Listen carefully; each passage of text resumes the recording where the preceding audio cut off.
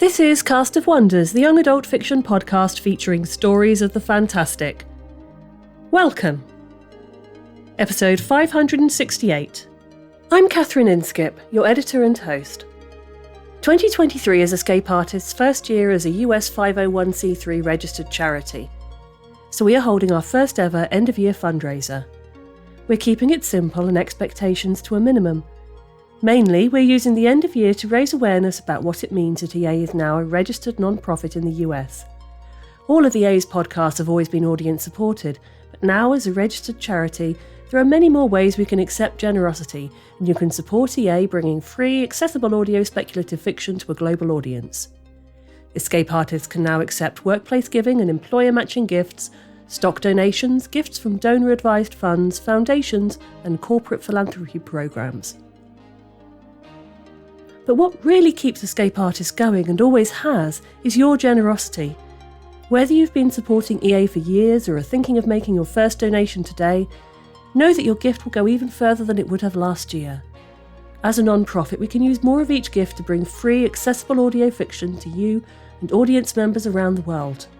Please donate to Escape Artists today and make our first end-of-year fundraiser a successful one. And if you live in the US, your donation to Escape Artists may be tax deductible. One-time donations are fantastic and gratefully received, but what really makes a difference is subscribing.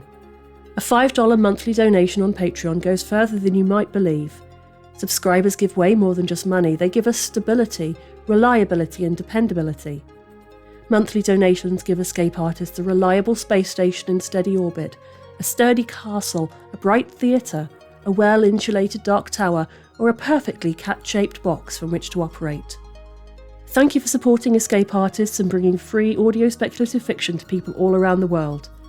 If you have questions about how to support Escape Artists and ways to give, please contact us at donations@escapeartists.net. Thank you for listening and enjoy the episode. Our story for today is The Woods and the House by Amanda Cecilia Lang. Amanda Cecilia Lang is a horror author and aspiring recluse from Denver, Colorado. As a die-hard scary movie nerd, her favourite things are meta-horrors, 80s nostalgia, and the rise of a fierce final girl. Her stories haunt the dark corners of several podcasts, magazines, and anthologies, including No Sleep, Tales to Terrify, Uncharted, Dark Matter, Mixtape 1986, and Darkness Beckons. Her short story collection, The Library of Broken Girls, will debut in the spring of 2025. You can follow her work at amandacecilialang.com. Just don't be surprised if she leaps out at you from the shadows. New to Twitter and Instagram, find her at FinalGirl333. That's Final GRRRL 333. This story is narrated by Roderick Ost. After years of performing in theatre and online radio productions, Roderick is applying his talents to the realm of audiobooks. He started his journey in voice work in the US Air Force, where he was a popular military broadcaster for American Forces Network in Europe. During the 5 years he served his country, he wrote, edited and voiced several radio commercials, news reports, and television segments. After that time, he came home to Houston, Texas, and continued to work in many areas of radio, TV, film, and stage. He has performed in plays across Houston, voiced characters, and also directed several old radio plays for IRL1star.com.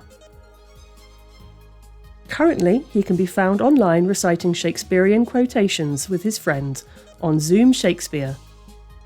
He loves this work and looks forward to any chance he gets to record a new story. We have a content warning for this story: death of a parent, corporal punishment, and neglect. And now, we've a tale to tell. Part 1.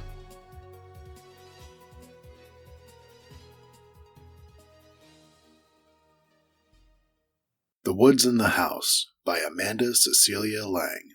Read by Roderick Ost. Those magic-duped beat cops warned me not to return to old Lady Sybil's brownstone. They ordered me to leave the old bird alone, let her totter about her dying years in peace. Said the myths us punks on 13th Avenue spread about her were just that. She didn't skin alley cats for bubbling potions or hex the afternoons with yellow smog.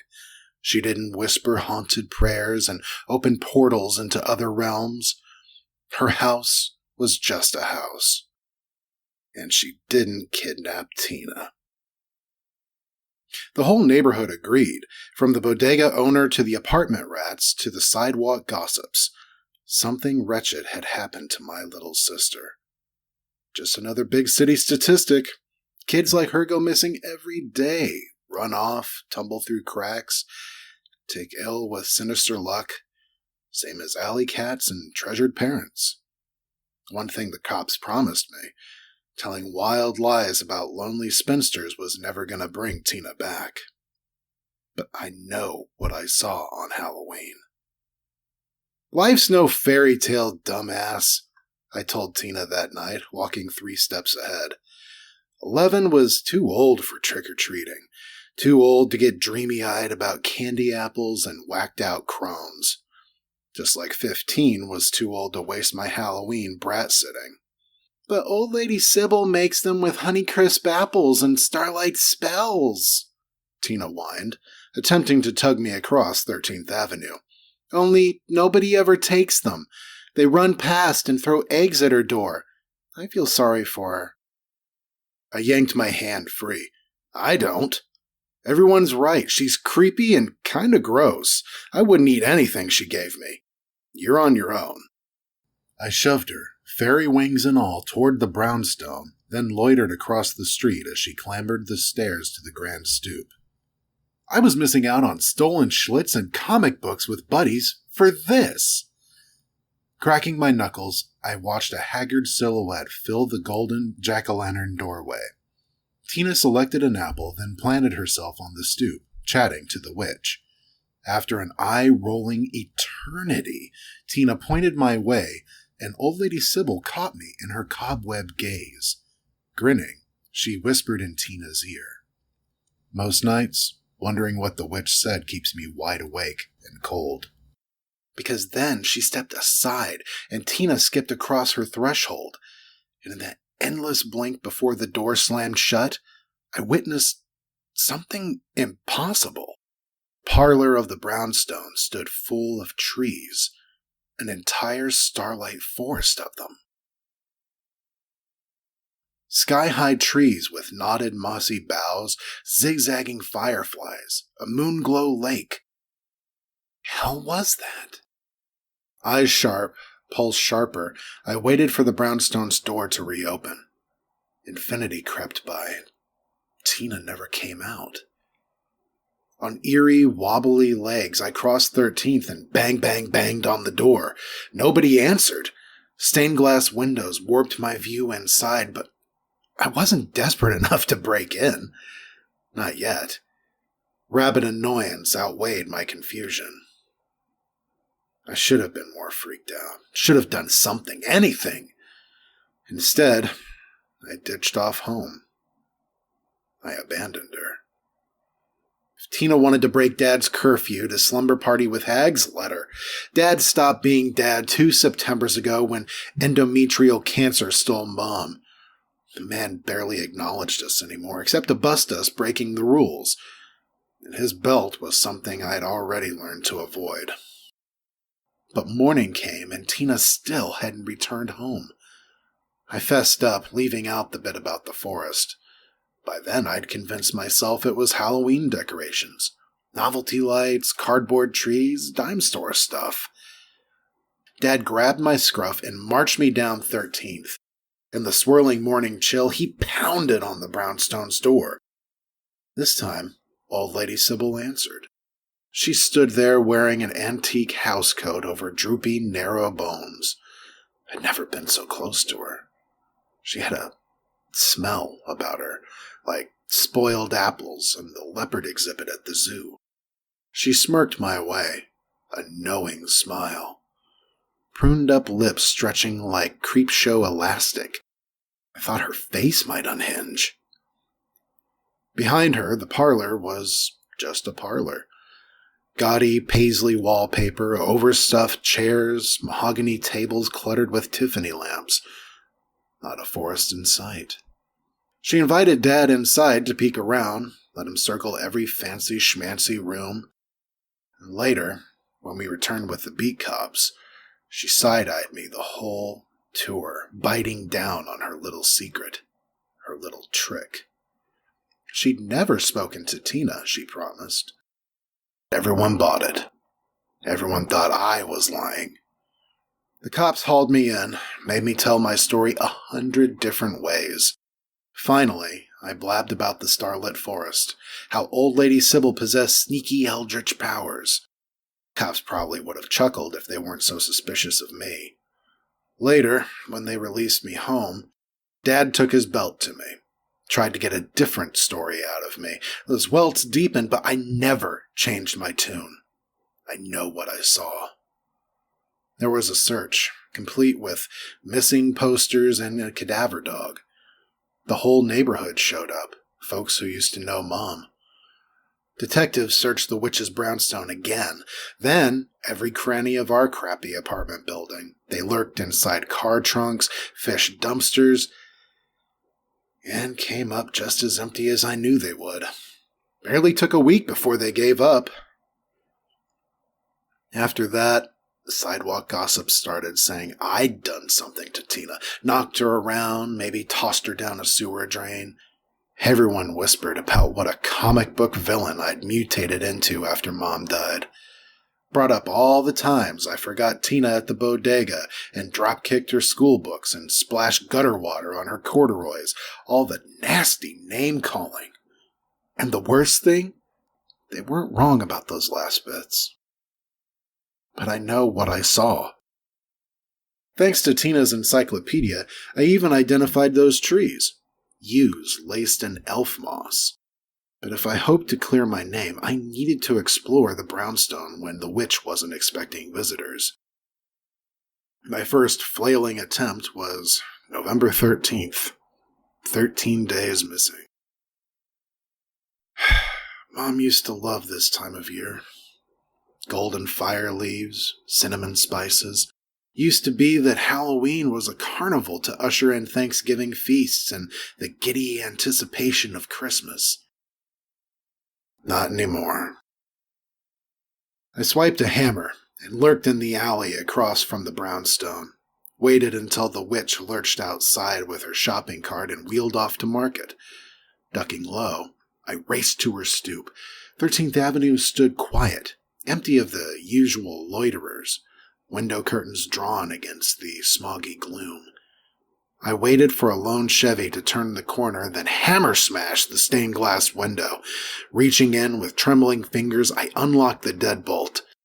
The door swung inward, but beyond the threshold, I didn't discover a forest. It was something else. My eyes played shivery tricks. The witch's parlor fuzzed over with whirling yellow fog like toxic fumes in comic books. The mist eddied, becoming vague silhouettes like pictures in clouds. A bench, a trash can. Rodents scurried, and I heard the clanging echoes of pipework in tunnels. Struck dumb, I froze. Where was the forest that swallowed my sister? Instead, a new impossibility took shape in the mist. A subway. The twisting, rotting intestines of the city. Graffiti, the shrill screeches of trains arriving off schedule. Dad was a hard-ass in every way, but he avoided subways. They rode the subway the day Mom got her diagnosis. Stage 3. Doctors said there was still hope, and Mom wore a sunny face right until the end. But on diagnosis day, riding the train home, a man reached for Mom's purse. A scuffle broke out. Dad fought for her, but even so, Mom came home with cancer and a black eye. That bruise mutated everything, tipped the scales. Hope disappeared down a grimy subway tunnel. After that, Dad said he'd rather walk blisters into his feet than climb into a tube with thugs. How long since we'd braved it? 2 years without Mom? 2 years going nowhere? I guess subways filled my nightmares too. So, standing on the witch's stoop, was I awestruck to discover the beeline. Maybe not as awestruck as I should have been. I made a quick survey of the empty street, then pushed through a brass turnstile. Old Lady Sybil's parlor carpet plushed beneath my sneakers, even as my vision promised a cement subway platform with mahogany benches and swinging Tiffany lamps.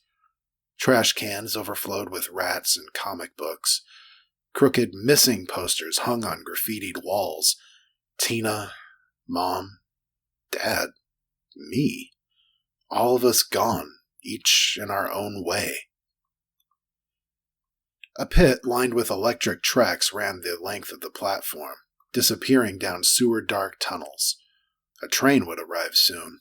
Metallic screeching rushed closer, and hidden inside the shrill careen of echoes, I heard Tina calling me. Buster! Except Buster is not my name. Not God-given, anyway. It's what Tina called me when we were both little, before diagnosis day, before I turned mean. Don't know the origin story. Nothing about the nickname resembles my real name, but I bet Mom could have told me. I didn't dare ask Dad. He hated talking about the happy past. Anyway, none of that mattered. Buster! Come out wherever you are! Buster! Platform echoing, rattling, yellow mist eddying from the tunnel, a bullet train rocketed out and screeched to a stop before me. Sleek, futuristic windows infested with elf moss. The sliding doors hissed open. Buster! Tina! You little shit, I'm here!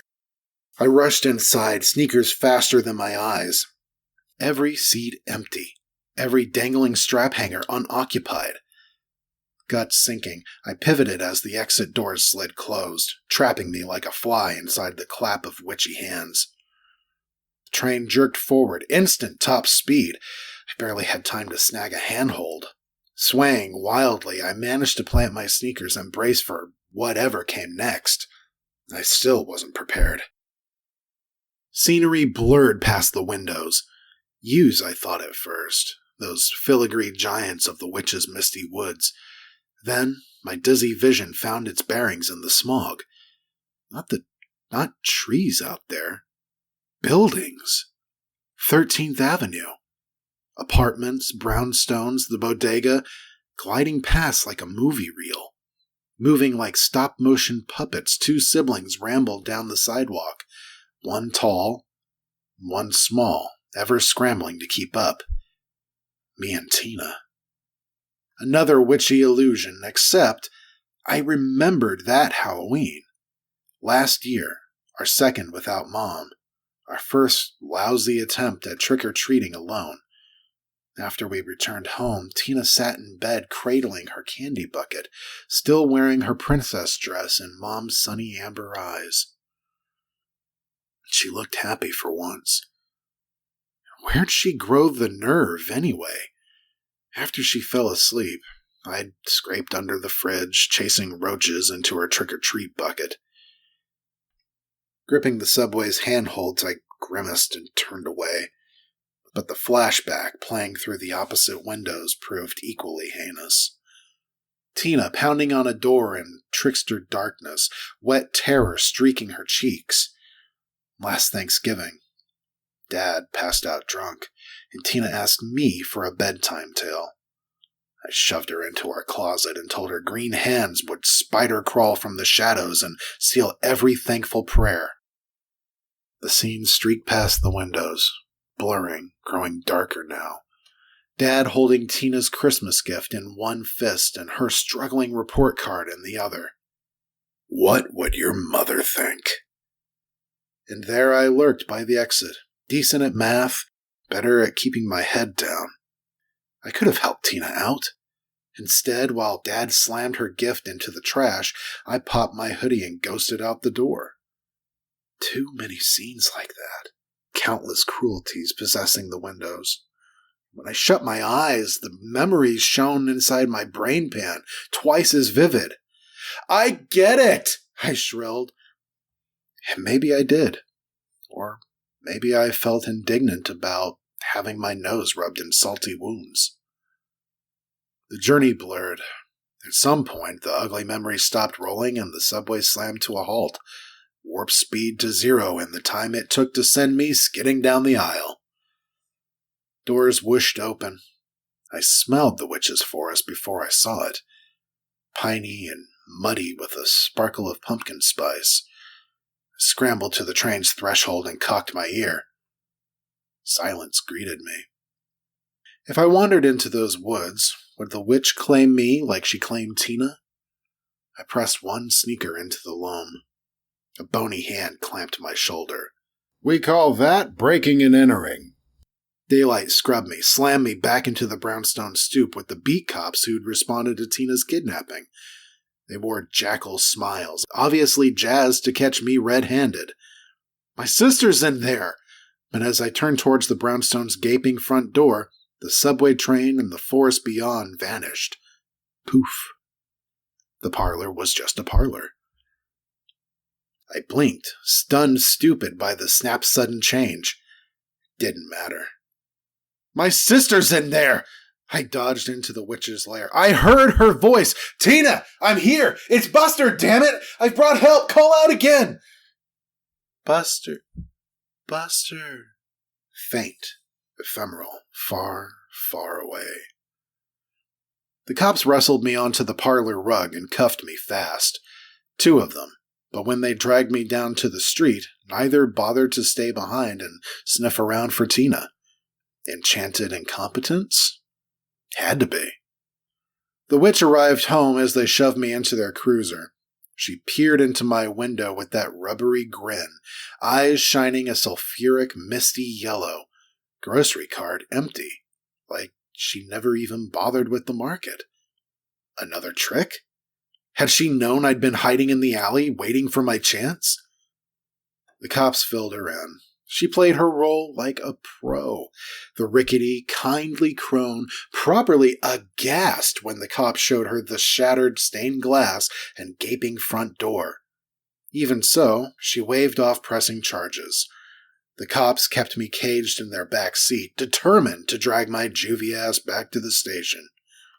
As we rolled away, I twisted in my seat and watched old lady Sybil step into the street. Cackling with her smile, she raised a skeletal hand and spoke with a mouthful of yellow mist. See you soon, Buster boy. No shocker. Dad was boiling mad when he picked me up at the cop shop that night. Had to forgo double time at the factory. Teeth gnashing, he looked ready to disown me. And maybe the feeling was mutual. Things got pretty nasty back at our apartment. Only a few grimy steps separated the front door from the bedroom I shared with Tina. But before I found sanctuary, Dad nabbed my arm and unbuckled his belt. The welts from our last heart-to-heart still hadn't healed. And, I don't know, something snapped. Riding the witch's subway had flayed me open, exposed my ugliness, even as it revealed a magic no other schmuck knew about the world. I was a crappy big brother. Despite that, I felt superior to the punk I'd been hours earlier. It sounds stupid, but I imagined myself as a villain-turned-hero, gritty for redemption.